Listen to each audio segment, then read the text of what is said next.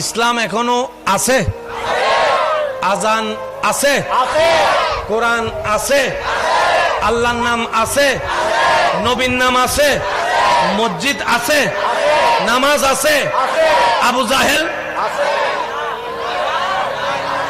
আবু জাহেল, ফেরাউন, নমরুদ, সাজ্জাদ, কাফেররা, তাদের পাওয়ার, তাদের ক্ষমতা, আল্লাহর আওয়াজ, আজানের আওয়াজ, কোরআনের আওয়াজ, জোরে জোরে। আজকে একটা ছোট্ট কথা বলি, যদি পাক্কা মুমিন হইতে পারেন জীবনে কোনো ফেল যেতেন না। সবাই পাস করতে চায় না? পাস বলেন না, পাস করতে চায় না? একজন এসএসসি তে গোল্ডেন এ প্লাস পাইছে, ওরে মিষ্টি। সে যদি ইন্টারে যাইয়া বি ভাই, পাস না ফেল?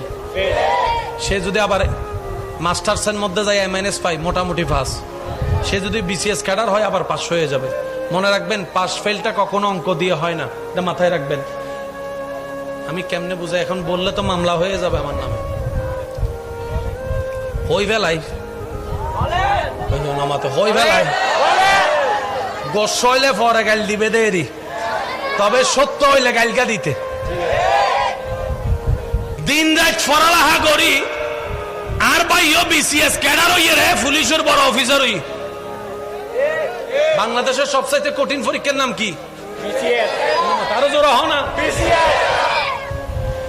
20তম, 30তম, 35তম, 40তম বিসিএস চলের দানো না। বেগুন পরীক্ষা দিল ফাঁস গরিব আর পাইয়ে দিন রাত ফরিয়ে মাথা চুলবে কি নই যাইয়ে তার লগি পড়ালেখা করতে করতে যাইয়ে পুলিশ অফিসার হই, বরজ্ঞ পুলিশ অফিসার। এই দুঃখের হতাহারে হইতাম। এই এলাকার মধ্যে ক্লাস 5 পাস মন্ত্রীও কি পাস ইয়া বিসিএস হরিবে তিয়া ইয়ে উইটারে সালাম দের মাথা কারো জোর না। এবার আর বাইজাতে বিসিএস ক্যাডারে সালাম দের দুই বেড়ে মনে মনে চিন্তা করতে মাইলে ফিরে দিন পড়ালেখা করি করলাম দেখি হিসাব কি বুঝুত আস না। জেন্ডে পড়ালেখার দাম নাই, এন্ডে শিক্ষিত মানুষ নতুন বাইরে হইতেও পাই। ইতে চিন্তা করতে পড়ালেখা করি চৌরি গড়িয়ে যদি আই 20 বছর চৌরি করি আই হামার তাইজম দে বরাবর 30 লাখ। আর পড়ালেখা নগরিয়ে মানুষের গলা চুরি ধরিয়ে ফিজুদি পিস্তল ধরিয়ে ইতে একদিনে হামাই ফেলিতে 30 লাখ। তো মানলে ফিরে 30 বছর হস্ত করিয়ে 30 লাখ হামাই লাভ কি? উইটার নাম যাইয়ে ফিজুদি চুরি ধরলেও তো 30 লাখ পাওয়া যায়। আই কি বুঝাতে পারলাম না? সেজন্য ইসলামী শাসনের দরকার। কিভাবে বুঝে আপনাদেরকে